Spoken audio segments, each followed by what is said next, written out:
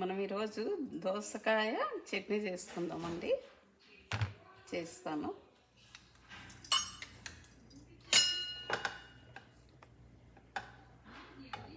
ఇగోండి, ఏరుశనగుండ్లు వేయించుకున్నాను.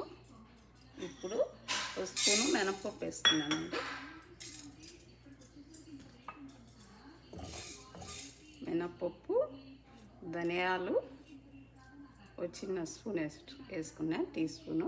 జీలకర్ర చిన్న స్పూన్ వేసుకున్నా. కరివేపాకు కొంచెం వేసుకున్నానండి. ఇది చింతపండు, నువ్వులు ఇవన్నీ వేయించుకోవాలి.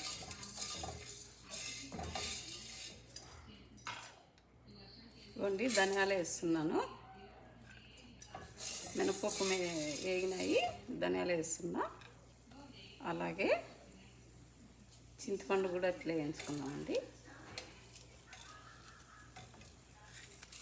కరివేపాకు, జీలకర్ర,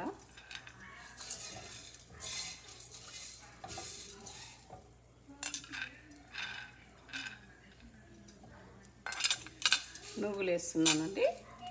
నువ్వులు 2 టీ స్పూన్లు తీసుకున్నాను. పల్లీలు కూడా కంటానండి, గుప్పెడు తీసుకున్నానండి. వేయించుకున్నప్పుడే ఇవన్నీ వేయించేసి పచ్చిమిరపకాయలు వేసుకున్నామండి. 2 దోసకాయలు తీసుకున్నాను. గుప్పెడు పచ్చిమిరపకాయలు వేసుకున్నాం. కొంచెం వేయించేసుకున్నాము.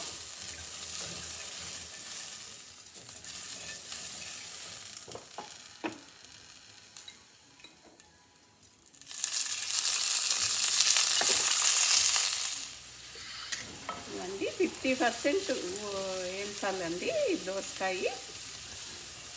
మరి పచ్చి వేసినా అంత నచ్చదు నాకు, అందుకని 50% ఏం చేసుకుంటున్నా. పచ్చిమిరపకాయలు ఏం చేసుకున్నా అన్నీ గ్రైండ్ చేస్తాను. ఇవన్నీ మిక్సీ పట్టుకొస్తాను. ఇవన్నీ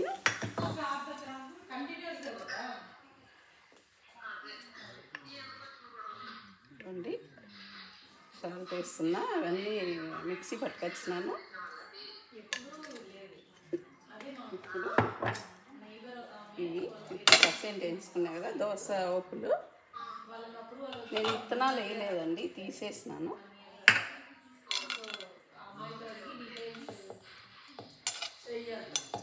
ఇది ఉట్టినట్ల కొంచెం ముక్కలు తగులుతూ ఉండాలండి. కొంచెం తెల్లవా వేసుకుంటానండి.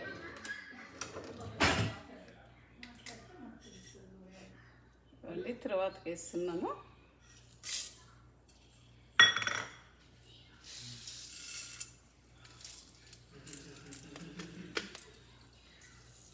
ఇవ్వండి, తర్వాత వేసేసి పసుపు వేసినానండి. ఇప్పుడు ఇంగువ, కొంచెం ఇంగువ వేస్తున్నాను. స్టవ్ ఆఫ్ చేసుకున్నా. ఇప్పుడు చట్నీ వేసేద్దాం.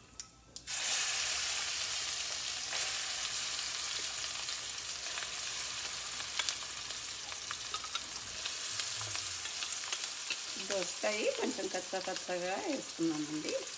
దాంట్లోకి ఆనియన్ కూడా వేసుకున్నాండి లాస్ట్లో.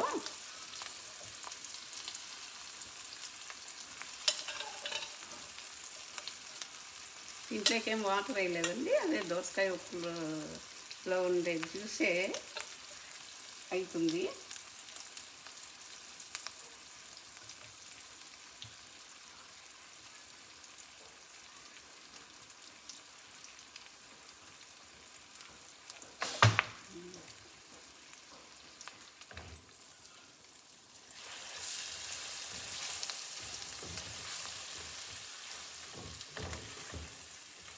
దోసకాయ చట్నీ రెడీ అయిందండి.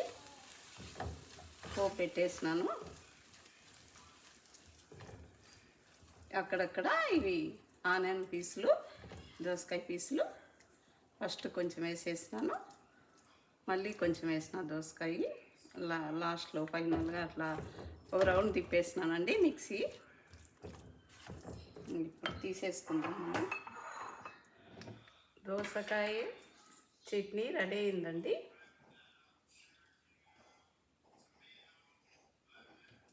అన్నంలోకి బాగుంటుందండి రైస్లోకి.